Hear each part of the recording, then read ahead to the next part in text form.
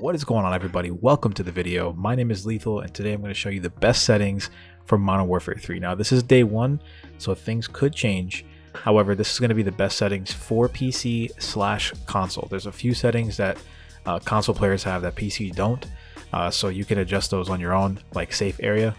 Jumping right into it, I do play controller on the PC, so this might be different if you play mouse and keyboard. However, I do play on controller.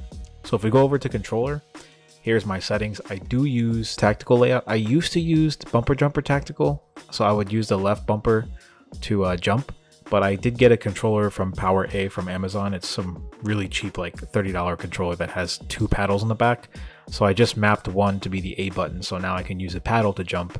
And so I use tactical, but you may end up liking bumper jumper tactical. Back down here, I've pretty much left everything the same. You can actually use dead zone inputs, and if you want, you can click down here and click test stick dead zone. So if you move the sticks around, you'll see my dead zone is pretty good on this controller. It went a little bit off there, but it's normally pretty good, and then the right stick is always on point. You want to make sure the right stick of all things is important because this is what you're going to use to aim. We're going to move on to aiming. I do use 5 sensitivity across the board. However, you could change this to 4 if you want to be more accurate, or you can go a little bit higher. Typically, for most people, the lower you go, the better. And I believe Scump plays on like 3 or 4. So pro players do use a lower ADS, but that's because you want to be more accurate. I leave this normal. I haven't adjusted this. This is on 1. Aim responsive curve, I leave this on dynamic. It's been this way for a while and I've gotten used to it. It's pretty good. These two are good as well, but dynamic is the best. Here I have ADS sensitivity transition timing. I leave this on instant. Target aim assist. If you want aim assist, you can leave this on. And if you do want aim assist, I recommend Black Ops. These are okay as well, but Black Ops tends to be the best. Everything else is pretty much stock. So over here on gameplay, I have automatic sprint off, meaning you have to toggle the sprint with your left thumbstick. Sprint/tactical sprint behavior, I toggle it. Auto move forward is off. Single tap sprint, it used to be double tap sprint, but I prefer a single tap sprint just like the old Call of Duties. Grounded mantle, automatic airborne mantle, and automatic ground mantle I have off because I don't want the game doing something for me. I want to have full control. Slide dive behavior, I click tap to slide. This is pretty good. Plunging underwater, I used to leave it on trigger, but it's actually much easier to move around if you put it on free, so I recommend free. Parachute auto deploy, this will be off. You could use it on plane only. This is the regular setting, meaning once you jump off of like Warzone or anything like that, it'll auto deploy the parachute the first time, but not again. I leave it on off just because I want to be able to drop to the lowest point before I pull the parachute. Sprinting DoorDash or door bash, meaning when you sprint into a door, it'll hit it open. I do that. Ledge climb behavior, mantle only. Slide cancel sprint on. This is basically how you slide cancel in this game. It makes it super easy. You just slide and then hit the slide button again. It'll cancel it. Aim down sight behavior hold. This is all stock. Sprint tactical focus. Equipment behavior is hold. And weapon mount activation, a lot of you guys might have this on ADS plus melee. If you want to basically mount somewhere, I actually got used to double tap ADS. It makes it easy and I don't have to move my fingers around or press any extra buttons. So I think this is the best one for me, and that's what I'm going to recommend for you guys. Tactical stance activation, I don't really use this. So ADS plus the down button, this is basically you just slide. Mid slide, this is what it's going to look like. You could turn it off if you want, but I leave it on. It's fine. Everything else is pretty much all the same. Now onto the most important part of this video, graphics. So I'm not going to do this where a lot of people will tell you to basically turn everything off and put everything on the lowest setting, but then the game looks like crap. So I'm not going to recommend that to you. I'm going to recommend good settings that still make the game look good, but won't hurt your FPS. So currently I am running an Intel i7-12700K plus an EVGA RTX 3080. So I have a decently beefed up PC, and I'm able to get about 160 frames per second with these settings. So pretty good. And I have my screen refresh rate on stock. Everything here is stock. I leave full screen borderless on. This way I can move my mouse around if I need to browse on my other monitor. But typically I leave it on full screen borderless.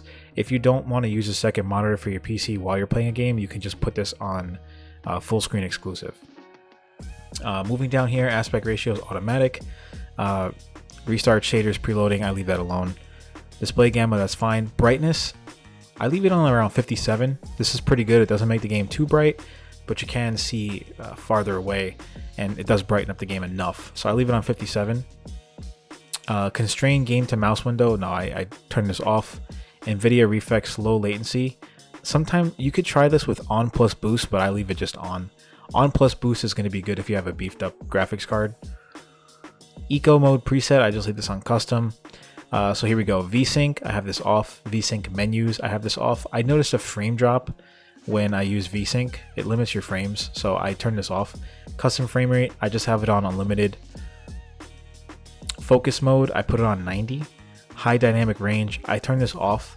It could make the game look pretty good, but it uses up quite a bit of your graphics card, so I leave this off. Quality, here we go. So graphics preset is on custom. I have the render resolution to 1440p. This is what my monitors can handle. Dynamic resolution off. Upscaling is going to be fidelity, FX cast. This is going to kind of sharpen up the game a little bit, and I have it on 70. If you want, you can try turning it up to around 80 to 90. That'll really sharpen up the game. I'm going to turn up to 80 for now and try that out. VRAM scale, this used to matter, but not so much anymore. I just have it maxed out. Variable rate shading off. Texture resolution. This is where people will tell you like, oh, turn all this stuff to very low, but then it makes the game look like crap. So I would leave this on normal. There's not too much of a difference between normal and high, so I leave it on normal. Texture filter on high. Depth of field off. This is going to help you see better. If you turn on depth of field, every time you aim it, it's going to blur some of the background, and you don't want that. Detail quality level, normal. You could put it on high, but I recommend normal. Particle resolution, you don't really need this. I put it on very low. Bullet impacts on. Persistent effects on. You can turn these off if you have a lower end graphics card. It really doesn't make much of a difference. You can see right here on the right versus the left, it just won't show the bullets as much, which you're not going to notice when you're moving around the game anyway. Maybe you can turn this on if you're playing something slower like campaign, but if you're playing multiplayer at a high level, you're not going to be looking around for bullets on the wall or anything like that. Shader quality medium. On-demand texture streaming on. I only put this on because sometimes I get packet burst if I turn this off, but generally you want this to be off. If you do find yourself hitting packet burst a lot, you can turn this on and it should help. Local texture streaming quality low, don't need that high. Shader quality normal, you don't need it on ultra.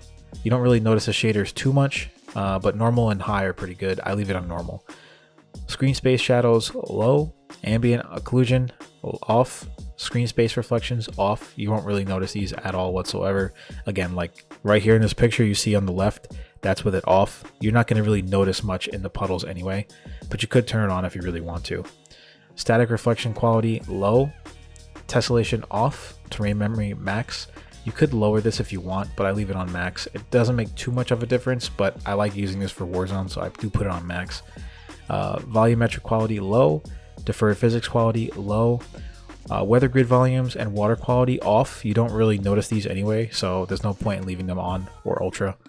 If you are using this for campaign and you want the ultimate views, I would recommend maxing everything out if you can handle it, but ultimately you don't need all this stuff, so I would recommend these settings for multiplayer. If we go back to graphics and we go over to view, I have my field of view on 105. This works pretty good for me. A lot of pro players will use anywhere between 90 to 100, but I like 105. It just really lightens things up for me, and I got used to it. ADS field of view, you want to make this affected.